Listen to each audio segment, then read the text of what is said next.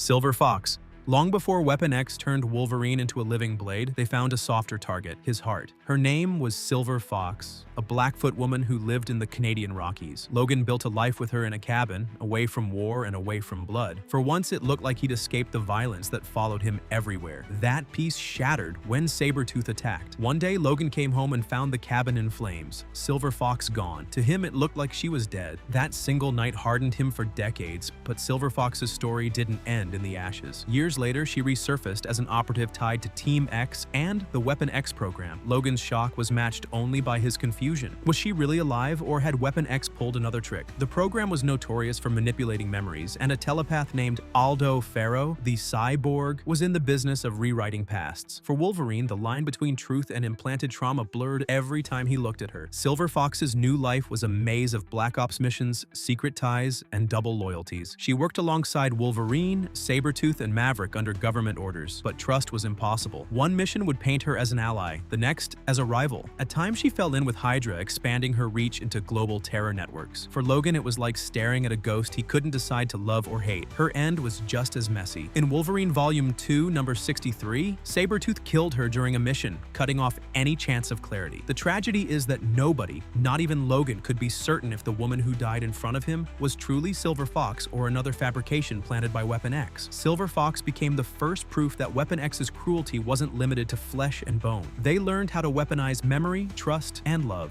And for Wolverine, it meant even his most human connection was turned into an experiment with no clear ending. The Native.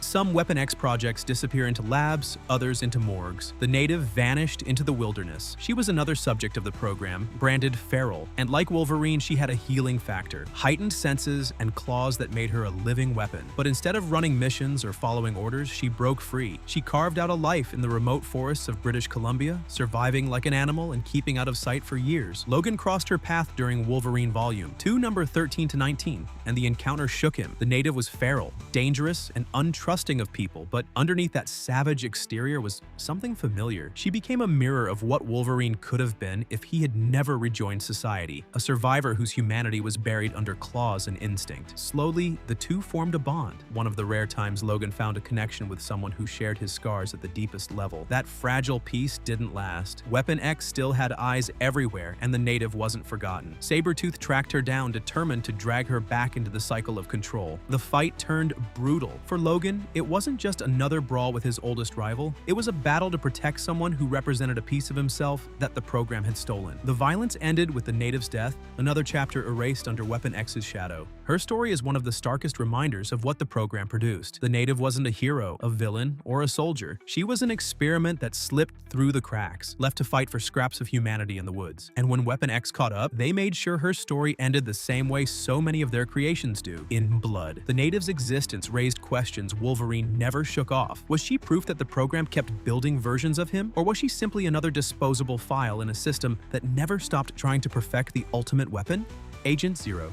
Back in the Team X days, Christoph Nord was one of Logan's closest allies. Under the codename Maverick, he ran Black Ops missions with Wolverine, Sabretooth, and Silver Fox. He was a master infiltrator with a mutant gift, the ability to absorb kinetic energy, turning impacts into enhanced strength and speed. For years, he fought alongside Logan, but Weapon X had other plans for him. When the program reactivated its operations in the 2000s, Maverick was dragged back in and transformed into something colder. The name Maverick was erased. He became Agent Zero, redesigned from the ground up as a weapon with one purpose: to hunt mutants and specifically to neutralize Wolverine. Weapon X modified his powers until they became poisonous. His weapons were laced with an enzyme that actively attacked healing factors. A scratch from his bullets or blades could shut down Logan's regeneration and leave wounds festering instead of closing. The upgrades didn't stop there. Agent Zero was enhanced with speed, agility, and sensory dampening tech that made him nearly impossible to track. Even Wolverine's nose couldn't pick up his scent. In combat, he was precision and silence, the kind of operative designed to slip in, cripple his target, and vanish without a trace. But the price was steep. The transformation left Nord stripped of his old identity. Gone was the man who fought for ideals during his mercenary days. Agent Zero was a shell of that history, a tool sharpened for the program's darkest missions. His clashes with Wolverine carried the weight of betrayal. Once a teammate in Team X, now a weapon, specifically built to take him down. Weapon Zero.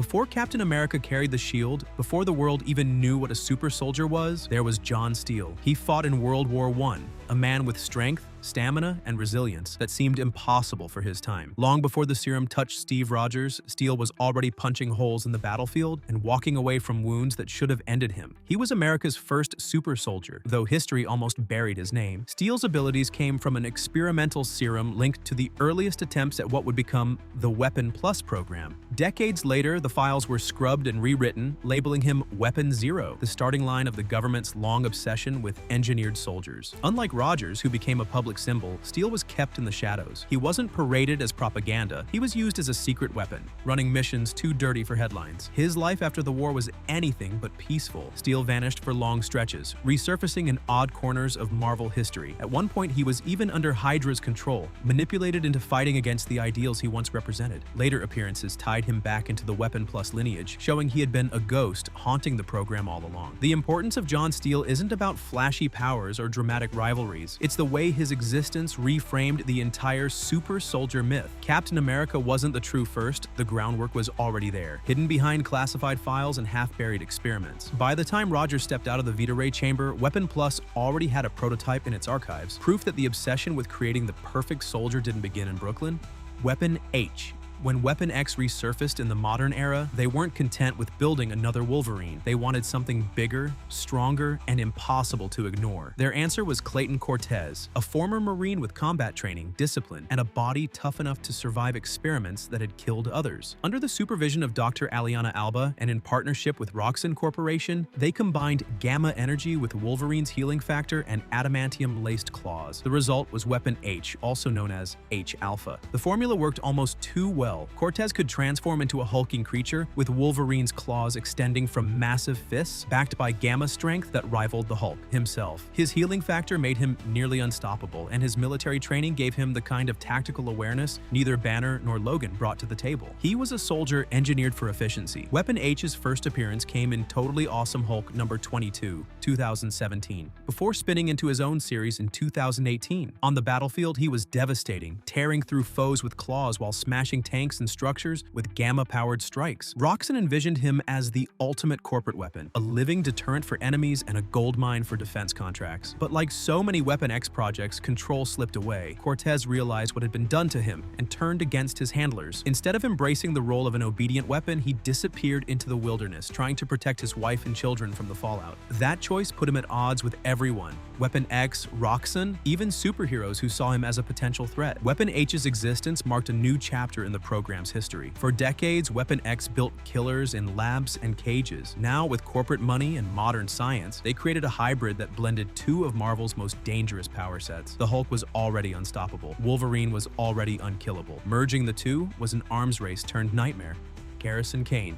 When Logan escaped the program, Weapon X didn't stop experimenting. They pivoted to a different kind of soldier, one that could be rebuilt piece by piece. Enter Garrison Kane, a Canadian mercenary whose life took a brutal turn during an early mission. He was torn apart by explosives, losing both arms and legs. For most operatives, that would have been the end. For Weapon X, it was the perfect excuse to build something new. Kane's shattered body was reconstructed with advanced cybernetics, transforming him into a living arsenal. His arms could shift into plasma cannons, energy blasters, and projectile weapons. His enhanced skeleton and synthetic musculature gave him superhuman strength and reflexes. He wasn't just restored, he was redesigned to function as a walking weapon platform. The program even outfitted him with internal systems that allowed upgrades over time, making him one of the most technologically advanced operatives Weapon X had ever produced. For a period, Kane actually carried the official title Weapon X, becoming one of the few operatives to literally bear the program's name. He went on to join Weapon Prime, a strike team assembled by the Canadian government to hunt down Cable. Kane's role in the group highlighted how far Weapon X had strayed from its roots. This wasn't about mutant powers anymore. It was about turning soldiers into machines that could be aimed at whatever target the government demanded. Kane's cybernetic body came at a personal cost. Though he maintained connections with Deadpool and Domino, he was never truly free of the program. Every enhancement tied him back to Weapon X's labs, a reminder that his survival was bought with ownership of his body. Even among mercenaries, Kane stood out as someone who was always caught between his humanity and the hardware bolted into him.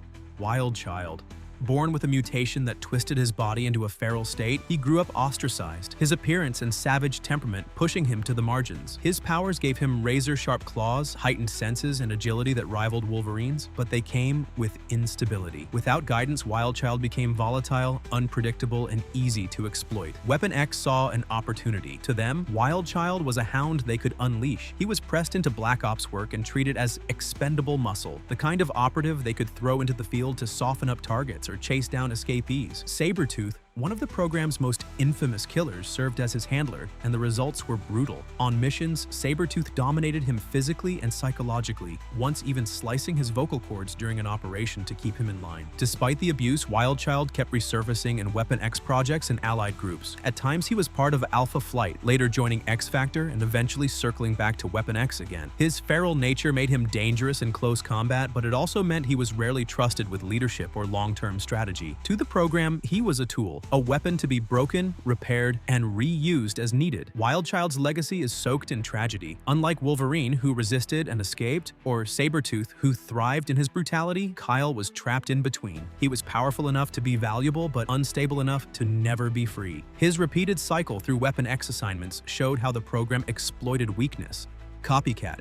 Vanessa Carlyle was born a mutant shapeshifter, but unlike Mystique, her powers weren't limited to appearances. Copycat could mimic another person down to their DNA, replicating voices, mannerisms, and even mutant abilities. That gift made her one of the most dangerous infiltrators alive, and it also made her irresistible to Weapon X. Her earliest ties run through Deadpool. She and Wade were lovers before his cancer drove him into the program. While he was being tortured in the Weapon X labs, Vanessa was pulled in as well, but her treatment was different. Weapon X enhanced her natural abilities, pushing her powers to frightening levels. She could hold disguises for long stretches, replicate entire power sets, and impersonate allies so thoroughly that even telepaths had trouble spotting the difference. The cost was her sanity. The more she transformed, the more her own sense of identity broke apart. Weapon X used her as a tool to destabilize enemy teams. In one operation, she infiltrated X-Force by taking Domino's place, tricking Cable's squad into accepting her as one of their own. For months, she ran missions with them, playing the role flawlessly until the truth came out. That mission highlighted the cold precision of Weapon X's strategy. They didn't just want soldiers, they wanted weapons that could dismantle entire teams from the inside. But Copycat's story was riddled with tragedy. Her relationship with Deadpool collapsed under the weight of lies and manipulation. Weapon X's tampering left her unable to fully control her powers, and every mission pulled her further from who she really was. By the time her arc came to an end in Deadpool Volume 3, number 59,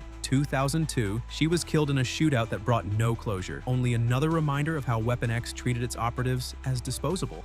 Ajax. His real name was Francis Freeman, though the Weapon X files tagged him with a crueler nickname, Francis Fanny. He wasn't a volunteer for the program, he was the one running it. Ajax began as an attendant inside the Weapon X facility, tasked with keeping subjects in line while doctors carried out their experiments. Unlike most handlers, he wasn't just a scientist or soldier. Ajax was sadistic, and he thrived on the suffering he caused. Weapon X eventually turned him into one of their own creations. His nervous system was surgically altered to remove the ability to feel pain, a procedure that also heightened his physical endurance. He was augmented with enhanced strength, reflexes, and durability, making him faster than most baseline humans and tough enough to take hits that would cripple others. Stripped of pain, Ajax treated combat like a playground. Every injury became just another excuse to keep going. Inside the program, he was one of the figures responsible for tormenting Wade Wilson during his transformation into Deadpool. Ajax oversaw brutal tests and made sure Wade was pushed past his limits. When Wade survived and became Deadpool, Ajax became obsessed with erasing every trace of the experiment by killing anyone who had ever been part of it. Rebranded as Ajax, he started hunting down former Weapon X staff and subjects. His vendetta turned into a killing spree, eliminating survivors of the program before Deadpool tracked him down. Their final confrontation ended with Deadpool breaking Ajax's neck, a fitting end for a man who once thought he could control pain itself.